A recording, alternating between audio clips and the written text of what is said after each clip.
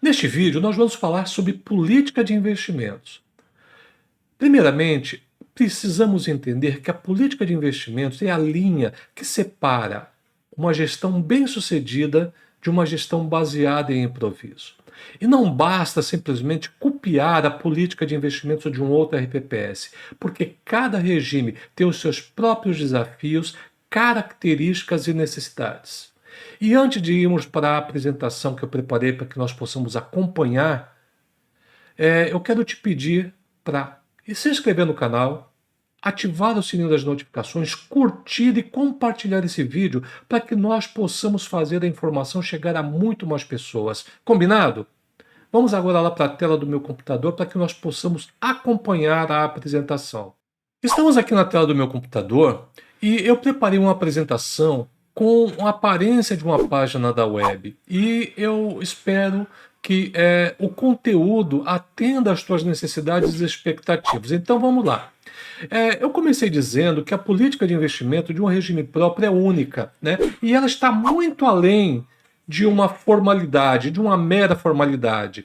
Ela tem por objetivo principal a sustentabilidade financeira do regime próprio, gestão de risco e funções de compliance e transparência. Dar para a sociedade as informações que ela necessita para que haja uma interação maior e uma maior confiança por parte das pessoas que necessitam e que interagem com a RPPS. Então vamos começar aqui pelo propósito, né?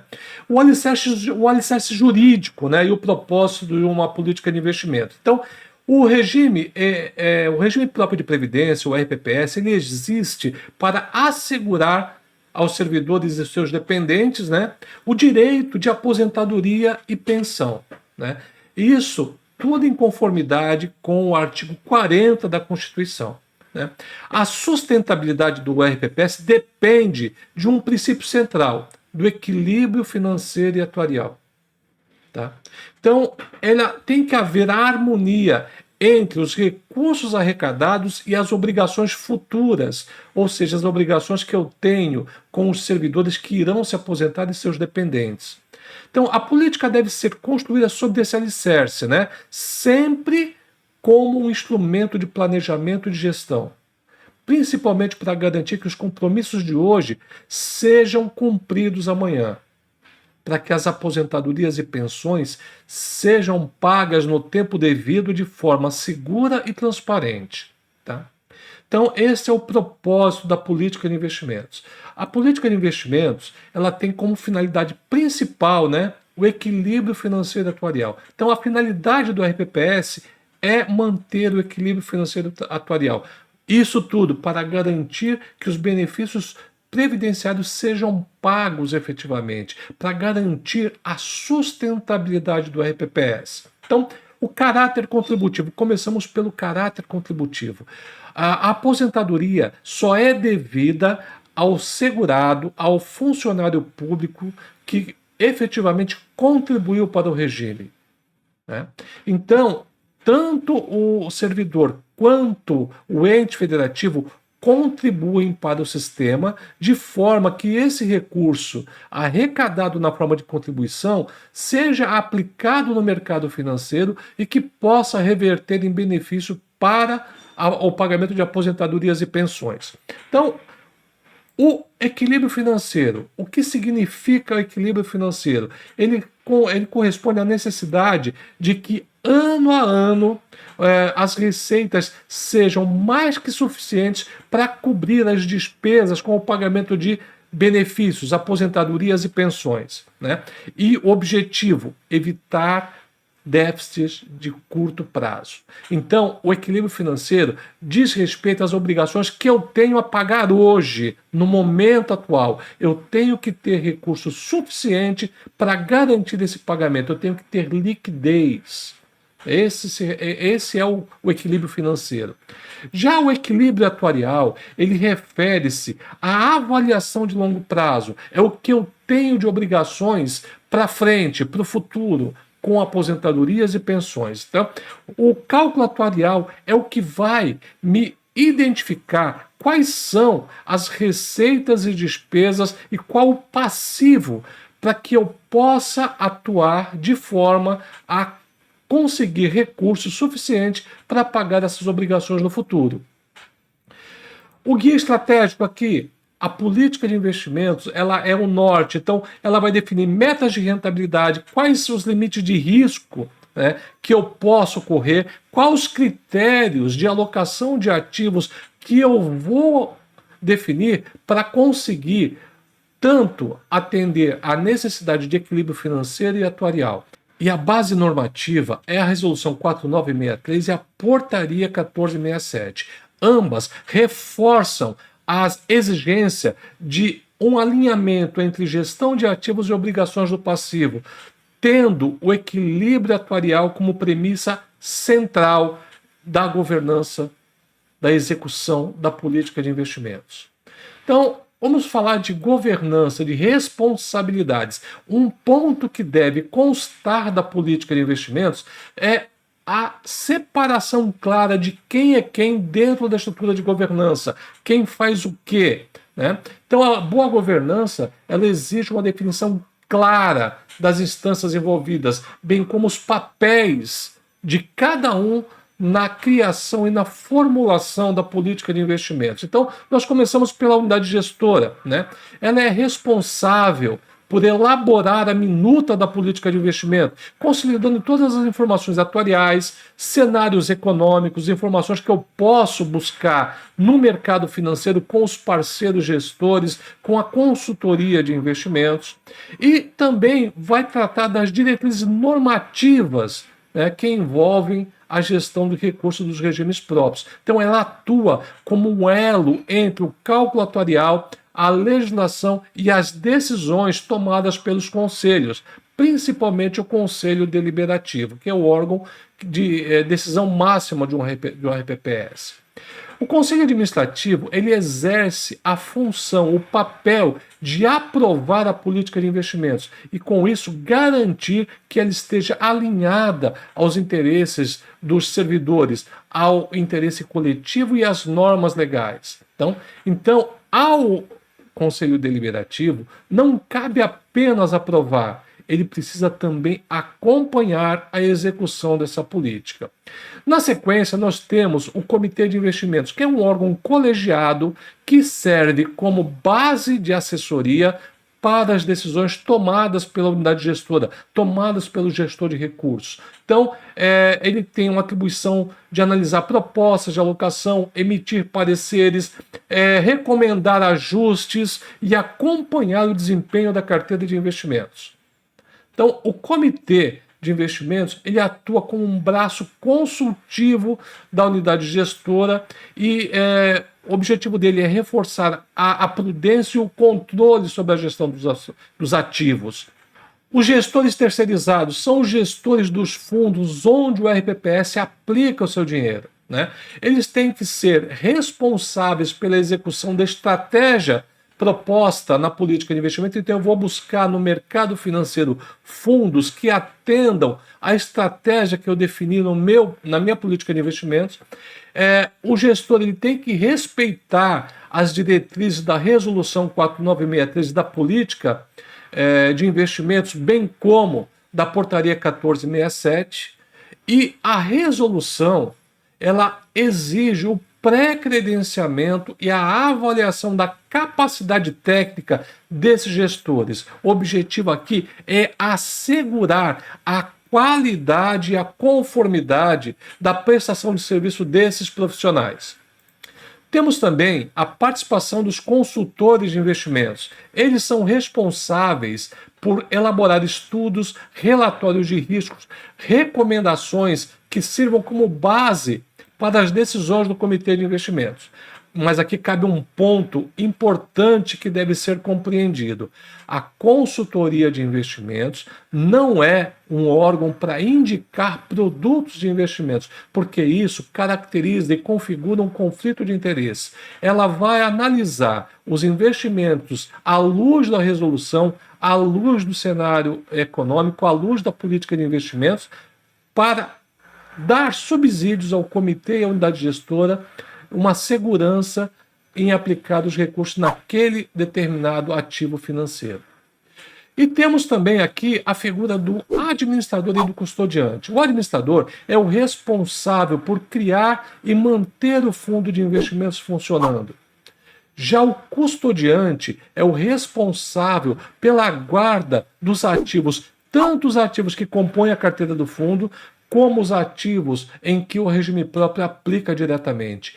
Ambos, assim como o gestor, devem ser credenciados previamente e estar de acordo com o que pede as normas de credenciamento impostas pela Secretaria de Previdência. E por fim, nós temos a política de riscos, que é um documento que serve como base para que eu possa entender quais riscos o regime próprio está sujeito e que eu possa criar um planejamento para me proteger desse risco. Então, ela reforça que deve existir um documento consistente e verificável, que deve ser atualizado, e ele vai estabelecer os critérios para que eu possa avaliar, para que eu possa me proteger dos riscos a que o regime próprio está sujeito. E aí a gente vai para a qualificação. Tá? Não dá para você ter uma gestão de recursos eficiente sem que as pessoas que realizem essa gestão sejam qualificadas naquela matéria. Então, a unidade gestora, seus membros devem possuir formação compatível e certificação reconhecida para o exercício das funções. Então, isso reforça a capacidade de análise dos investimentos, de análise dos riscos e de todos os fundamentos que permeiam a execução da política de investimentos, né? E também reforça a tomada de decisão em conformidade com os cenários atuariais e também macroeconômicos. Eu tenho que saber como funciona o mercado, eu tenho que entender, né, as particularidades do cálculo atuarial, do cenário atuarial, para que eu possa elaborar uma política de acordo com as necessidades do meu RPPS. Gestores terceirizados, eles precisam comprovar histórico de atuação, registro válido na CVM, experiência na gestão de fundos. Eu tenho que me cercar de pessoas competentes que tenham um histórico de gestão que possa me dar tranquilidade para que eu faça a minha gestão financeira de forma adequada, de forma com que pede a legislação, que permita que eu entregue para o servidor público aquilo que ele mais objetiva, que é o pagamento de aposentadorias e pensões. Na sequência, eu tenho o papel dos consultores de investimentos, né? Então, eles devem apresentar experiência prévia de mercado financeiro, então eles devem conhecer o mercado, eles têm que conhecer a avaliação de riscos, cenários econômicos e além de uma independência técnica, principalmente em relação a gestores e administradores contratados. Porque se não houvesse independência, configura aqui um conflito de interesses. E aí a consultoria deixa de cumprir o papel dela para ser para ofertar produtos. Não é esse o papel do consultor. E a capacitação contínua estabelece que os responsáveis pela gestão de recursos passem por treinamentos periódicos, mantenham-se atualizados em temas como precificação de ativos, gestão de riscos, instrumentos financeiros e também sobre temas relacionados às normas regulatórias. É importante também que os conselhos passem por treinamentos para que entendam como fiscalizar. Seguindo, nós vamos para o registro formal. É imprescindível que tudo que diga respeito à política de investimentos e à sua execução, desde a elaboração até o resgate de um determinado ativo financeiro, sejam registrados e sejam formalmente guardados para que futuras auditorias tenham acesso a esse documento. Isso também é uma forma de proteção a quem realiza a política de investimentos e a quem também a aprova. E vamos agora para um tema também importante, que é o diagnóstico atuarial e a necessidade de liquidez. O objetivo principal de um regime próprio é pagar benefício. né? E como esses benefícios são pagos na linha do tempo, eu tenho que ter recursos suficientes em cada período para cumprir com essas obrigações. Então, começamos aqui. O cálculo atuarial. O cálculo atuarial é a referência para a elaboração de uma política de investimentos eficaz, eficiente, né? Então, é utilizar o último estudo atuarial homologado para projetar receitas contributivas, despesas com benefícios e obrigações de longo prazo. Projeção de fluxos. Então, identificado o perfil de entradas e saídas de caixa, eu tenho que saber o quanto eu recebo e o quanto eu tenho que pagar para poder fazer o casamento. Então, eu tenho que observar sazonalidades, crescimento vegetativo do número de beneficiários e os impactos que as regras previdenciárias, que as mudanças nas regras previdenciárias podem causar na minha gestão de recursos, no meu plano de benefício. A duração do passivo, calculado o prazo médio ponderado das obrigações futuras e isso servirá como guia para a definição da duration, alvo da carteira de investimentos, ou seja, o prazo médio da carteira de investimentos, né? Isso é importante eu entender. Aqui entra o cálculo de ALM, né, que ele vai me dar a relação entre ativo e passivo e quanto eu devo alocar de recurso em cada período, em cada tipo de investimento, de forma que eu consiga cumprir com a obrigação de equilíbrio financeiro atuarial ao longo do tempo. E a necessidade de liquidez. Eu devo classificar os recursos em curto, médio e longo prazo, né? Vinculando as parcelas dos ativos líquidos D0 ou D1 às obrigações imediatas, ou seja, aquilo que eu tenho que pagar hoje, a folha de aposentados e pensionistas que eu já tenho em manutenção. E o alinhamento com a meta de rentabilidade. Então, calibrar os objetivos de retorno da carteira de acordo com os parâmetros do cálculo atuarial. Então, o que o cálculo atuarial pede, né, em relação aos parâmetros de retorno? Que rentabilidade eu preciso dar? Qual é a minha meta atuarial para que eu possa cumprir a minha obrigação de manter o equilíbrio financeiro atuarial, de manter a sustentabilidade do RPPS?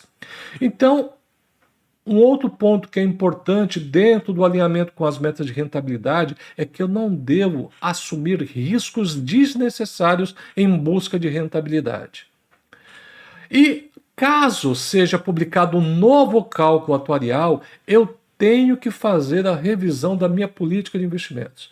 Normalmente, nós realizamos a política de investimentos com base no cálculo atuarial do ano corrente. Então, eu estou realizando a política de investimentos que vai ser executada em 2026, mas eu estou usando para isso o cálculo atuarial de 2024. Isso pode causar alguma discrepância, né, entre o cálculo utilizado e o novo cálculo será divulgado no ano seguinte. Então, divulgou o novo cálculo atuarial, eu me reúno com o comitê de investimentos e vou avaliar se o novo cálculo atuarial traz alguma mudança significativa para a minha política de investimentos. Vamos para as diretrizes, né? Então, as diretrizes de meta e desempenho. Então, a política de investimento deve estabelecer metas de rentabilidade e diretrizes de riscos que sejam realistas e compatíveis com as obrigações previdenciárias. Não é possível você estabelecer uma meta que você não possa cumprir. A meta tem que estar dentro da possibilidade do regime próprio cumprir as obrigações dele e que estejam em linha com o cenário que se apresenta, né? Então, a meta deve ser compatível. Então, o retorno esperado dos investimentos deve ser suficiente para cobrir as despesas com os benefícios, né, e manter o equilíbrio de longo prazo, né? Essa meta deve ser calculada com base no cálculo atuarial e não em expectativas de mercado isoladas. Então, a minha meta tem a ver com o meu cálculo atuarial e não com a expectativa de mercado. É lógico que eu vou usar a expectativa de mercado para saber como o cenário vai se comportar. Limite de risco. A política deve explicitar, deve estabelecer quanto risco pode ser assumido. Então, aqui eu vou definir quais os limites para perdas aceitáveis em diferentes cenários econômicos. Então, isso evita que haja uma busca por retorno maior né, e que isso coloque em risco a capacidade de pagar benefícios. Seguindo, nós vamos para o controle de oscilações. É importante definir um nível máximo de variação negativa que pode ser tolerado em um determinado período, né? Isso funciona como uma proteção para perdas excessivas, evitando que o regime próprio tenha perdas que ele não possa recuperar. E as bandas de alocações. Então, cada segmento de aplicação, seja renda fixa, renda variável, fundos estruturados, imobiliários, deve ter um percentual mínimo e máximo de alocação para que você possa ter uma margem de manobra, né? Isso cria um espaço seguro para ajustes de mercado sem comprometer a estratégia que foi estabelecida quando da elaboração e aprovação da política de investimento. Metas e obrigações. Aqui a compatibilidade entre as metas e as obrigações do regime próprio, né? Antes de aprovar qualquer meta de rentabilidade, é importante verificar se ela é viável, né, diante das obrigações previdenciárias. Se eu consigo atender aquela necessidade. Então a meta não pode estar acima da capacidade real de geração de recursos do plano, né? Porque senão você compromete toda a estratégia. E a prudência. Todas as metas e diretrizes devem refletir a lógica da previdência pública, proteger o servidor e garantir que os compromissos futuros sejam honrados com segurança. Essa é a premissa básica da gestão de recursos. Então, vamos seguir agora para a política de alocação.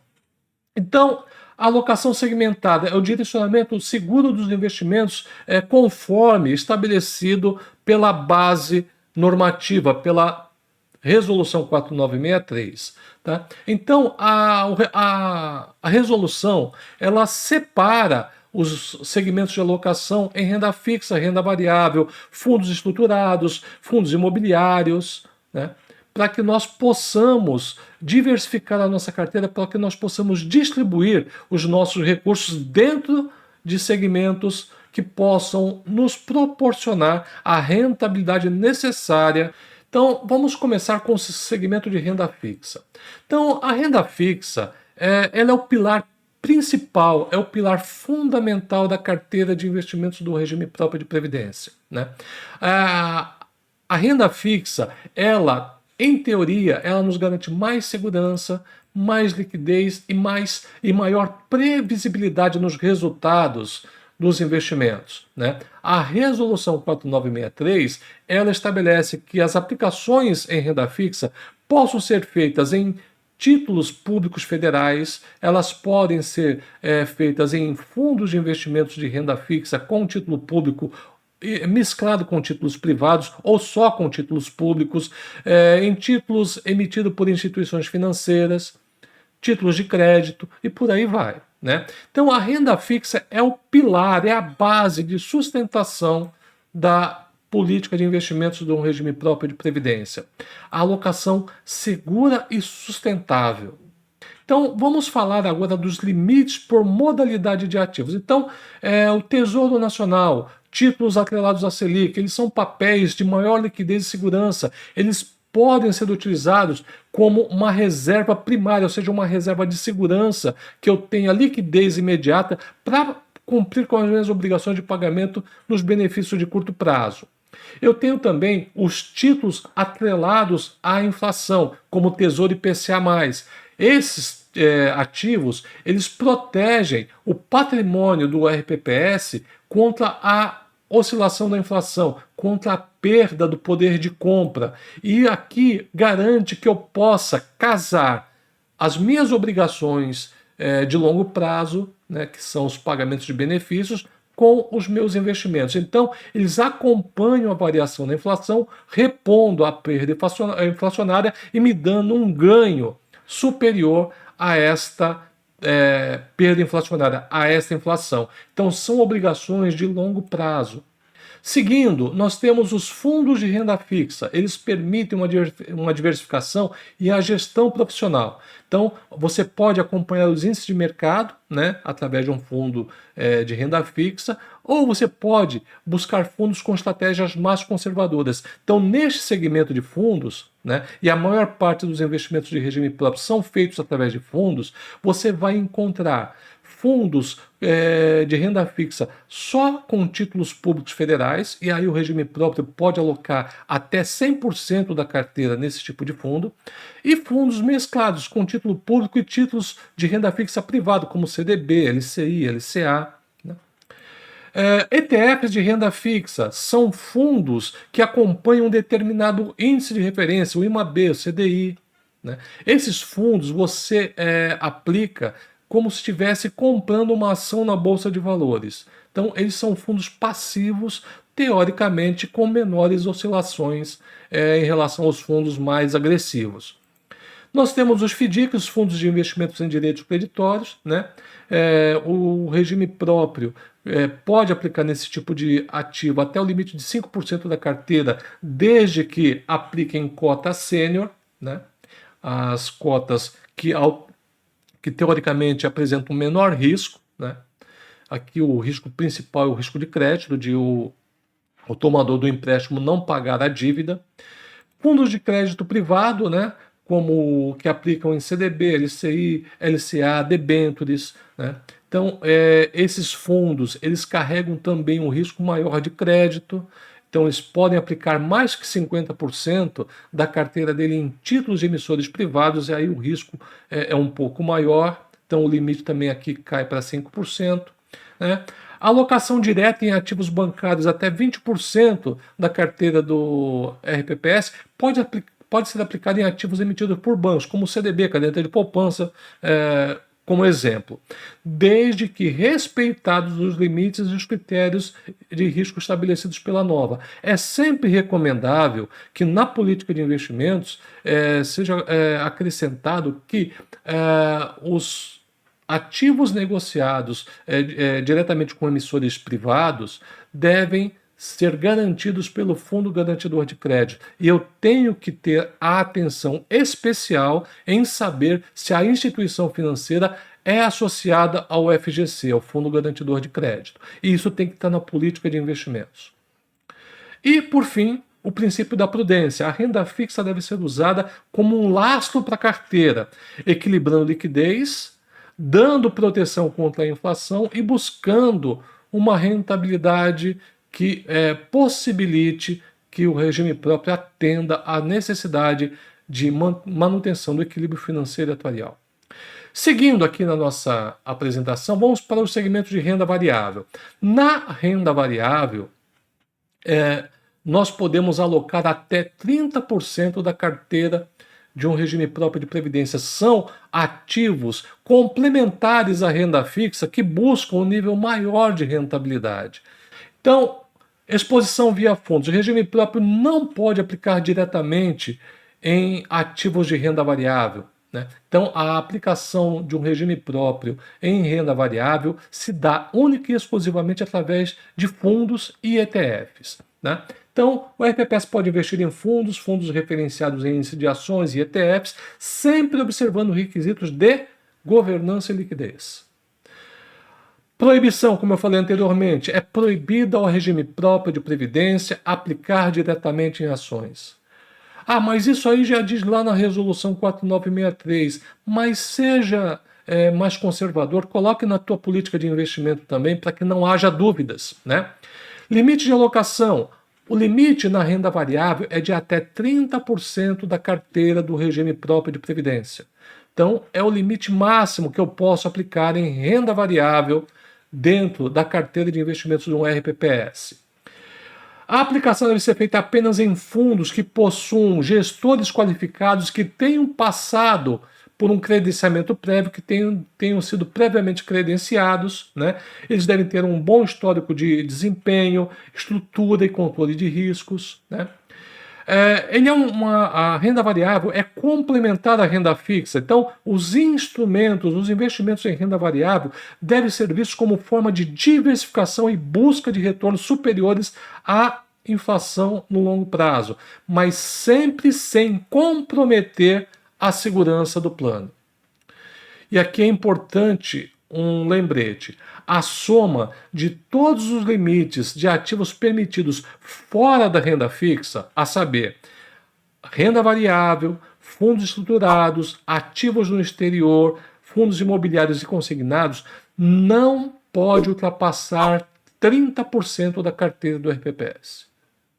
Tá? Então, a soma de todos esses segmentos que nós veremos na frente, mais a renda variável, não pode ultrapassar 30% da carteira do patrimônio do RPPS. Ok? Investimentos no exterior. Então, eles são uma forma de diversificação internacional. Você diversifica a tua carteira passando a não ser mais suscetível apenas aos acontecimentos locais, mas sim aos acontecimentos econômicos e políticos que envolvam outros países, né? Então você diversifica a possibilidade de oscilação maior em função de risco político e risco econômico. Então, o limite global para essa carteira é de 10% dos recursos do RPPS. Então, o RPPS ele pode aplicar até 10% em fundos negociados no exterior. Então, quais são esses ativos? Quais são esses fundos? Então, nós temos aqui fundo dívida externa, né? Permite a exposição em ativos emitidos por governos e empresas estrangeiras, desde que organizados em fundos registrados e fiscalizados no Brasil. Como é isso? O fundo ele funciona aqui no Brasil, sobre as regras da CVM, você aplica o teu dinheiro aqui e o fundo compra ativos da dívida brasileira até o limite de 80% no mercado internacional e ativos, títulos públicos, por exemplo, de outros países e ativos de renda fixa de empresas estrangeiras que sejam negociados no exterior. Tá? Fundos de investimentos no exterior são fundos brasileiros cuja política de investimento prevê a alocação majoritária em ativos do exterior. Esses fundos são regulados e supervisionados pela CVM. Então a CVM estabelece as regras para a aplicação desse tipo de fundo e a resolução 4963 também. Nada te impede que você replique essas exigências dentro da tua política de investimentos. Ações classe BDR nível 1 permite a exposição em empresas estrangeiras por meio de BDR. Então, são ações de empresas estrangeiras negociadas na Bolsa de São Paulo, na B3. Né? Então, o regime próprio ele pode aplicar nesse tipo de ação de empresas via fundos ou ETFs. Requisito dos gestores. Os fundos devem ser administrados por gestores com histórico consistente, porte adequado e processos robustos de governança e controle de riscos. Então eu tenho que exigir isso dos gestores a quem eu delego a aplicação dos meus recursos financeiros. E função estratégica da renda variável. Então deve ser utilizado como ferramenta de diversificação, né? Então, o objetivo é ajudar a reduzir a concentração em ativos domésticos e proteger a carteira contra choques exclusivamente locais. Essa é a função dos investimentos no exterior. Mas aqui há uma situação em que eu devo estar atento. Não, esses fundos, normalmente, eles sofrem com a variação cambial. Esse é um ponto que eu tenho que analisar também antes de tomar a decisão de investir nesse tipo de fundo. Os fundos estruturados, como os fundos multimercado, por exemplo, os fundos de investimento em participações. O limite global neste segmento é de 15% do PL do RPPS. Então, a aplicação em fundos multimercados, FIPs, fundos, ações de mercado de acesso, não pode ultrapassar os 15%. Então, nos fundos multimercado, que são aqueles fundos que aplicam nos vários segmentos do mercado, sem necessariamente se concentrar num único segmento, o limite aqui é 10% da carteira. Já os fundos de investimento em participações são aqueles fundos que aplicam o dinheiro, investem o dinheiro em empresas com potencial de crescimento. O limite é de, no máximo, 5%. Esses aqui são fundos fechados e que têm um prazo de duração, normalmente em média aí de 8, 10 anos.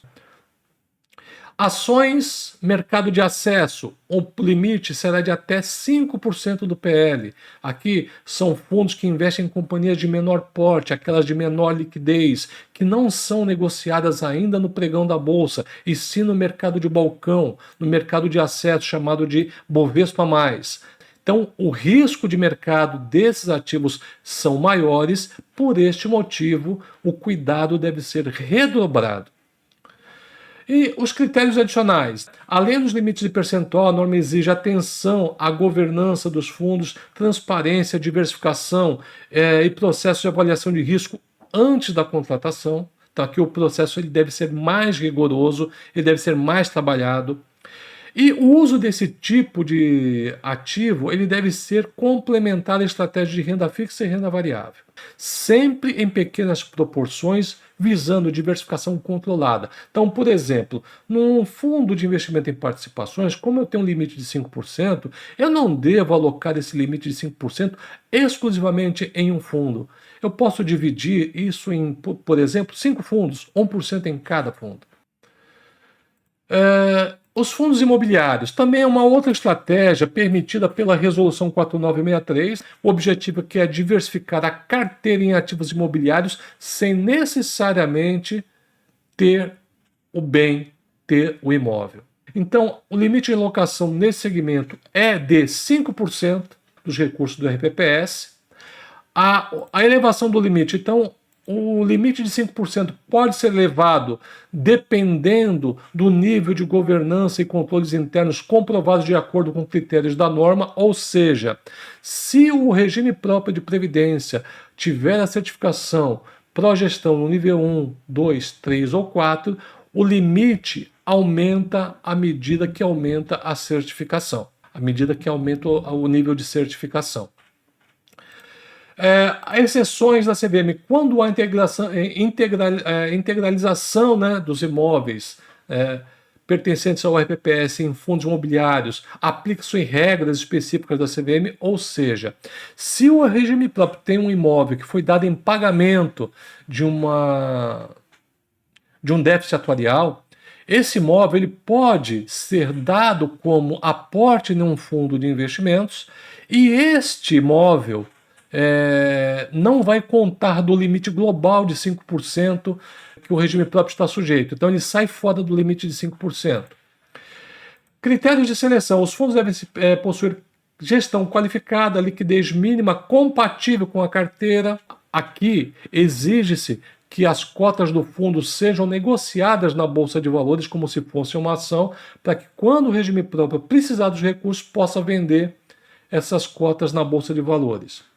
E eles cumprem uma função estratégica, então eles funcionam como um instrumento complementar de diversificação. E eles oferecem uma exposição em ativos imobiliários sem a gestão direta dos imóveis pelo regime próprio. Princípio da cautela, né? Devido à maior volatilidade, né, e menor liquidez em comparação com a renda fixa, o uso de fundos imobiliários deve ser limitado e sempre justificado dentro da política de investimentos. Seguindo, nós vamos para os empréstimos consignados, que é uma modalidade que foi trazida pela Resolução 4963. Então, o empréstimo assegurados são a forma de aplicação admitida pela legislação, mas só devem ser realizados com critérios técnicos rigorosos, de forma a não comprometer a saúde financeira do regime próprio. Então, a resolução impõe limites de exposições e requer práticas sólidas de gestão de risco e governança. Então, vamos começar aqui pelo limite de alocação. O limite de alocação é de 5% do PL do regime próprio. Caso o regime próprio seja certificado no nível 1, 2, 3 ou 4 do pró-gestão, o limite aumenta para 10%. A concessão deve respeitar os parâmetros definidos no cálculo atuarial, garantindo que o empréstimo não comprometa o equilíbrio financeiro a longo prazo do regime. Devem ser definidas em patamar que cubra os riscos da operação, ao mesmo tempo em que ofereçam condições justas aos segurados, não podendo ser usados como mecanismo de subsídio ou renúncia de receita. A taxa de juros do empréstimo consignado ela tem que ser suficiente, tirada todas as despesas, para cobrir a meta atuarial. No caso do empréstimo consignado, a taxa de juros oferecida ao servidor, ela tem que ser superior à meta atuarial, tirada todas as despesas. Fundos garantidores. Devem ser criados fundos garantidores que possibilitem a cobertura, a proteção contra a inadimplência do patrimônio do servidor público. E aqui, quando eu falo patrimônio do servidor público, é o patrimônio do RPPS.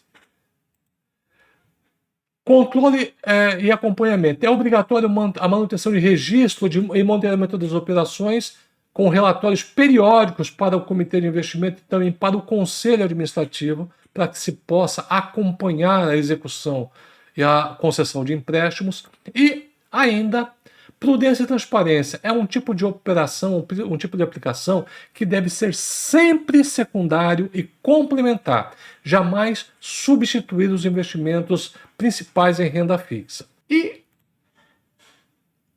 terminamos essa parte dos ativos à segmentação. Agora vamos para a diversificação. A diversificação, ela é uma medida de proteção contra riscos. A diversificação, ela é a principal medida que nós podemos utilizar para nos proteger de risco. Então, a diversificação dos investimentos é essencial como forma de reduzir riscos e o patrimônio previdenciário. Dessa forma, a resolução estabelece regras de concentração e limite. Como você pode perceber, na própria resolução, os limites em cada segmento, ele já é uma forma de diversificação. Então, os limites de concentração. Cada fundo só pode receber, no máximo, 20% do patrimônio do RPPS. Isso impede que você concentre uma parte significativa do teu regime próprio, dos teus recursos, em um único fundo. O limite em relação aos fundos de investimentos é de 15%, ou seja, o regime próprio ele não pode ter mais que 15% de aplicação em um fundo de investimento em relação ao patrimônio do próprio fundo. Então, se eu tenho um fundo com um patrimônio de 1 milhão, o regime próprio só pode aplicar no máximo até 150 mil reais. Isso tem por objetivo evitar que você seja um dos maiores investidores, um dos maiores cotistas do fundo. Isso pode trazer problemas futuros para o investidor, para o regime próprio. A diversificação entre segmentos. Então, os investimentos devem respeitar também os limites globais por segmento, renda fixa, renda variável, investimentos estruturados, imobiliários e consignados, mantendo o equilíbrio entre segurança, liquidez e retorno. Esse é o principal objetivo. Redução de riscos de concentração. Além dos limites formais, recomenda-se distribuir os recursos entre diferentes gestores, administradores e estratégia, fortalecendo a solidez da carteira. Então eu tenho que buscar dentro do mercado estratégias diferenciadas, estratégias diversificadas para eu compor a minha carteira. O objetivo final é garantir que nenhum evento adverso, seja um fundo, emissor ou segmento, comprometa de forma relevante a capacidade do RPPS de manter os seus compromissos previdenciários, ou seja, pagar os benefícios devidos. E é importante também que haja um monitoramento e reavaliação periódica. Os limites de crédito e diversificação eles precisam ser acompanhados de forma sistemática. Então, as revisões podem ser periódicas, mensais, trimestrais ou semestrais. Você tem que analisar essa carteira, você tem que avaliar essa carteira à luz da conjuntura econômica e do cálculo atuarial, principalmente.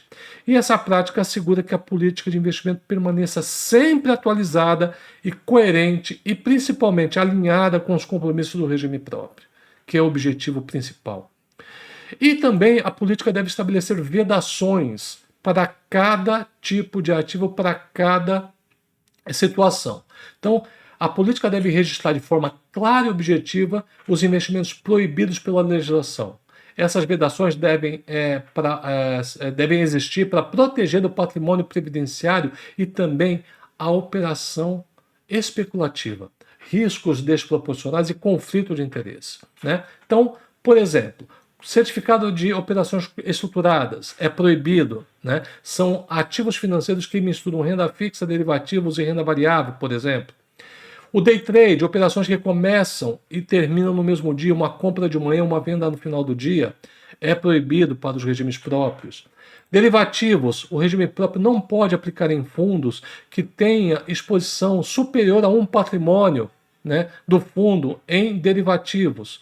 Então, se o fundo tem um patrimônio de 100 milhões de reais, ele não pode aplicar mais que expor o patrimônio do regime próprio acima de 100 milhões de reais, né? O limite aqui que pode haver de prejuízo é o patrimônio do fundo. Ativos de ente federativo. É vedado a aplicação em ativos emitidos por estados e municípios. Então, isso deve refletir na política de investimentos. Ativos emitidos por companhias securitizadoras, como os CRAs e os CRIs, são proibidos para regime próprio na Resolução 4963. E aplicação fora dos limites. Tudo que estiver fora dos limites da 4963, seja em relação aos percentuais ou ativos que não sejam permitidos, será caracterizado como irregularidade. E o checklist de conformidade. Então, você tem que ter um checklist para avaliar se tudo, né, que consta da política está de acordo com o que estabelece a resolução, o que estabelece a norma. Então, isso é importante que você tenha esse checklist para não deixar passar nada desapercebido. Ah, mas esses são as únicas não conformidades que eu posso colocar na minha política de investimento? Não. Aqui são algumas situações. Você pode querer estabelecer outros critérios que não estejam, que não sejam atendidos aqui. Combinado?